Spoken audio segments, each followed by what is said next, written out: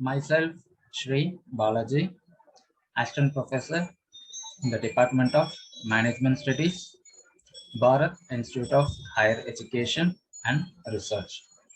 Here we are going to see about business ethics, corporate social responsibilities, and governance. Into the subject, we are going to see about models of ethical decision making. Ethical decision making process contains recognize moral issues, moral judgment, establish moral intent, engage in moral behavior. Influence on ethical decision making. Two broad categories, individual and situational. Individual factors, unique characteristics of the individual making the relevant decisions. Situation factors, particularly features of the context that influence whether the individual will make an ethical or unethical decisions. Limitation of ethical decision making models. Models useful for structuring discussion and seeing the different elements that come into play. Limitations not straightforward or sensible to break model down into discrete units. Various stages related to are interdependent. National or cultural bias. Model is intended not as a definitive representation of ethical decision making, but as a relatively simple way to present a complex process. What is environmental ethics? The moral relationship of human beings to and the value and moral status of the environment and its non-human content. Study of the ethical basis of environment or discussion of the ethical basis of environmental protection. Why need to study environmental ethics? To overcome the following questions. What are the environment damage produced by the present generation? What acts must be given up to slow such damage? Environmental damage, it contains pollution and resources depletion. In the pollution, there are some air pollution, water pollution, land pollution. Resources depletion, depletion of species and habits, depletion of fossil fuels, etc. Environmental ethics principles. We should have profound respect for nature. We must maintain a harmonious relation with other species. Everyone should take responsibility for this impact on nature. Environmental ethics principles. Local and indigenous environmental knowledge should be respected. We must plan for the long term. The ethical values for pollution control. We should recognize our moral duty to protect the welfare not only human beings but also of other non-human parts of this system. Usefulness of non-human world for human purposes. The ethical values for pollution control. Humans have no rights to reduce this richness and diversity except to satisfy vital needs. The ideological changes is mainly that of appreciating life quality rather than to increase higher standard of living. Ethical values for conserving depletable resources. Proper utilization of resources, that is, the people should maintain ecological balance. We should adapt voluntary measures to conserve the resources.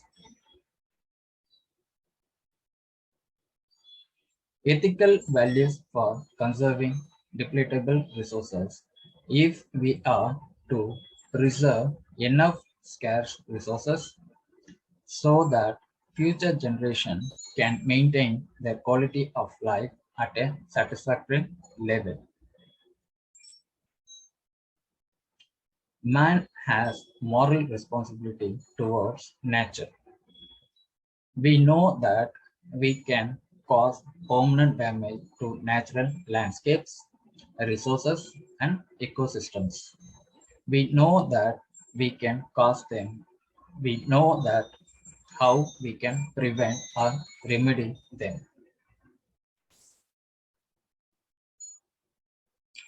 Profitability and ethics. Leadership by example. The chasm between managing and managing well is wide and deep. To manage is to merely lead employees. To manage well is to lead employees effectively. Ethical and without ergonomics, company owners, executives, and managers must set at the highest examples of attitude and conduct for their employees. Do what I say, not what I do is a parental anachronism with no value in management. Company-wide ethical awareness. Most employees, when not at work, practice personal ethics in areas such as caring for others, being kind and honest, and not harming others. Do these same people, when they arrive at work, maintain their personal guidelines? In the office, ethical behavior includes demonstrating trustworthiness to managers and co-workers, strong management of revenue generation and reporting. Corporate temptation to stretch ethical behavior in revenue generation and reporting is universal. From excessive cost cutting to expand short-term market share to outright lies about revenue to positively affect stock price, it's easy to see why an otherwise intelligent, educated corporate officer can end up behind bars for condoning such behavior, citing privacy and avoiding conflicts of interest. Ethics knows no time clock. High level of internal trust. The level of trust within a company should reflect the level of trust the company solicits from customers. If customers are encouraged to put their complete trust in the product or service, then company teams must do the same with each other. Management must guide this internal process, and increase in trust is a reduction in risk and uncertainty, which in turn will keep the revenue generation process flowing smoothly. Formal and active compliance program.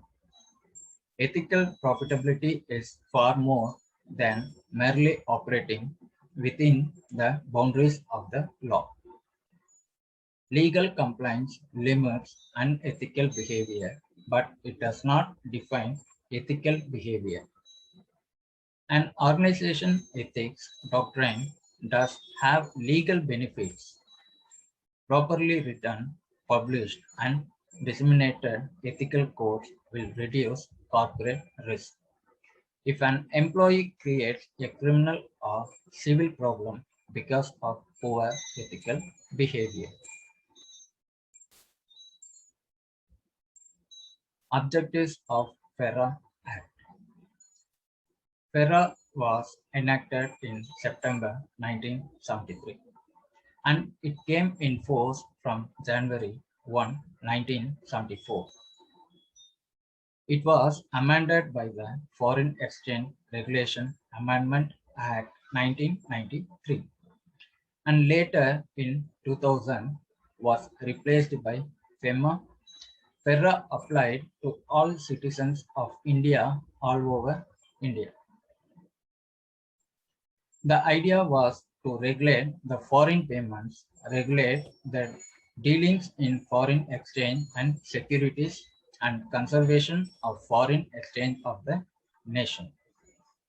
Important features of FERA are RBI can authorize a person or a company to deal in foreign exchange. RBI can authorize the dealers to transact the foreign currencies subject to review, and RBI was given power to revoke the authorization in case of non-compliance. RBI could authorize the persons as money changers who will convert the currency of one nation to currency of their nation at rates determined by RBI. No person other than authorized dealers would enter in any transaction of the foreign currency. For whatever purpose foreign exchange was required, it was to be used only for that purpose if he feels that he cannot use the currency of that particular purpose. He could sell it to an authorized dealer within 30 days. No person in India without permission from RBI shall make payments to a person resident outside India and receive any payment from a person from outside India.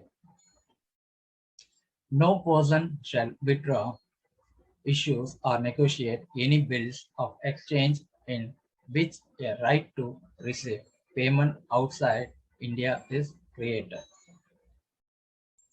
No person shall make any credit in an account of a person resident outside of India. No person except authorized by RBI shall send foreign currency out of India. A person who has a right to receive the foreign exchange would have not to delay the receipt of the foreign exchange. To sum up, in FERA, anything and everything that has to do something with foreign exchange was regulated.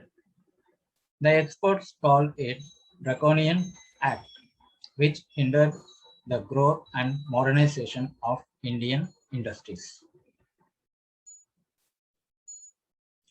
Features of FERA. The Foreign Exchange Regulation Act, FERA, was legislation passed by the Indian Parliament in 1973 by the government of Indira Gandhi and came into force with effect from January 1, 1974. FERA imposed stringent regulations on certain kinds of payments, the dealings in foreign exchange and securities, and the transactions which had an indirect impact on the foreign exchange and the import and export of currency. The bill was formulated with the aim of regulating payments and foreign exchange. Regulated in India by the Foreign Exchange Regulation Act FERA 1973, consisted of 81 sections. FERA emphasized strict exchange control. Control everything that was specified relating to foreign exchange. Law violators were treated as criminal offenders. Aimed at minimizing dealings in foreign exchange and foreign securities. FERA was introduced at a time when foreign exchange forex reserves of the country were low. Forex being a scarce commodity, FERA therefore proceed on the presumption that all foreign exchange earned by Indian residents rightfully belonged to the government of India and had to be collected and surrendered to the Reserve Bank of India (RBI). FERA primarily prohibited all transactions except ones permitted by RBI. And the objective is to regulate certain payments, to regulate dealings in foreign exchange and securities, to regulate transactions indirectly affecting foreign exchange, to regulate the import and export of currency, to conserve precious foreign exchange, the proper utilization of foreign exchange so as to promote the economic development of the country. Monopolistic trade practices. A monopolistic trade practice is one which is likely to have the effect of maintaining the price of goods or charges for the services at an unreasonable level by limiting, reducing, or otherwise controlling the production, supply, or distribution of goods or services, unreasonably preventing or lessening competition in the production, supply, or distribution of any goods or services, whether or not by adopting unfair method or fair or deceptive practices, limiting technical development or capital investment to the common detriment, deteriorating the quantity of any goods produced, supplied, or distributed, and increasing unreasonably the cost of production of any good or charges for the provision or maintenance of any services or the price for sale or resale of goods or the profits derived from the production, supply, or distribution of any goods or services. A monopolistic trade practice is deemed to be prejudicial to the public interest unless it is expressly authorized under any law or the central government permits to carry on any such practices. Unfair trade practice. An unfair trade practice means a trade practice which, for the purpose of promoting any sale, use, or supply of any goods or services, adopts unfair method or unfair or deceptive practice. Unfair practice may be categorized as under false representation, false offer of bargaining price, free gifts offer and price schemes, non-compliance of prescribed standards, hoarding, distraction, etc., inquiry into unfair trade practices, relief available, false representation. The practice of making any oral or written statement or representation which falsely suggests that the goods are of a particular standard quality, quantity, trade, composition, style, or model. Falsely suggests that the service are of particular standard, quantity, or grade. Falsely suggests any rebuilt, second-hand, renovated, reconditioned, or old goods as new goods. Represents that the goods or services have sponsorship, approval, performance, characteristics, accessories, uses, or benefits which they do not have.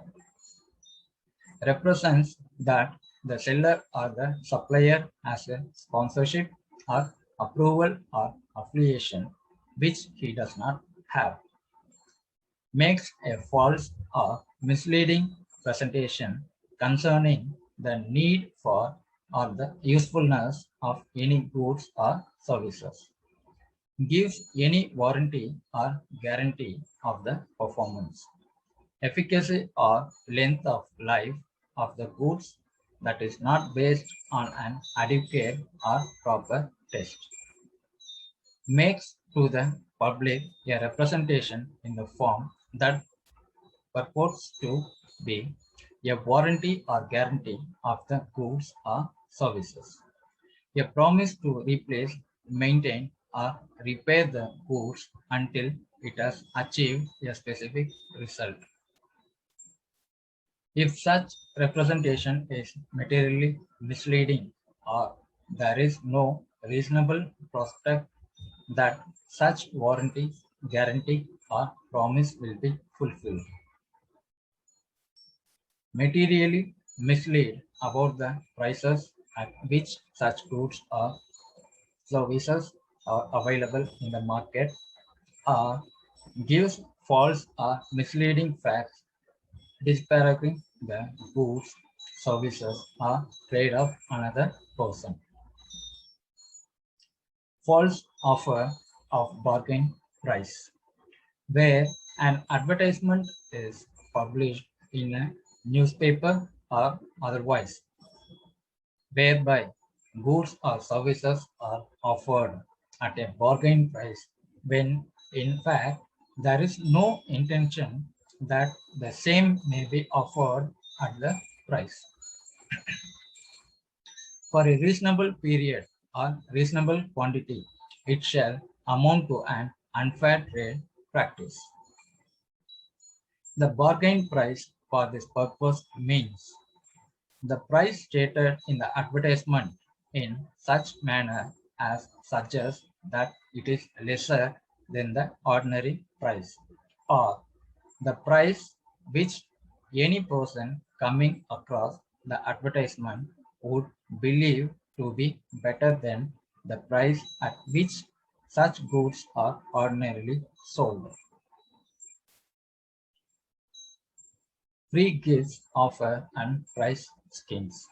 The unfair trade practice under this category are offering any gifts, prices, or other items along with the goods when the real intention is different, or creating impression that something is being offered free along with the goods when in fact the price is wholly or partially covered by the price of the article sold, or offering some prices to the buyers by the contact of any contest, lottery, or game of chance or skill, with real intention to promote sales or business.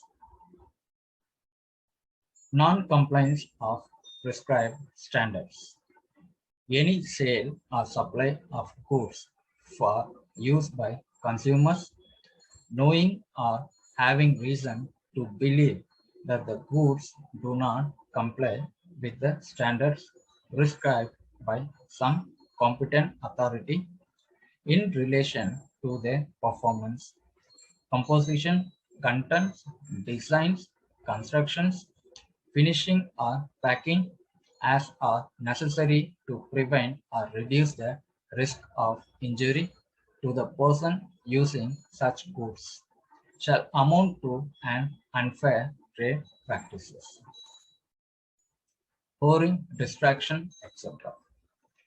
Any practice that permits the hoarding or destruction of goods or refusal to sell the goods or provide any services with an intention to raise the cost of those or other similar goods or services shall be an unfair trade practices. Inquiry into unfair trade practices.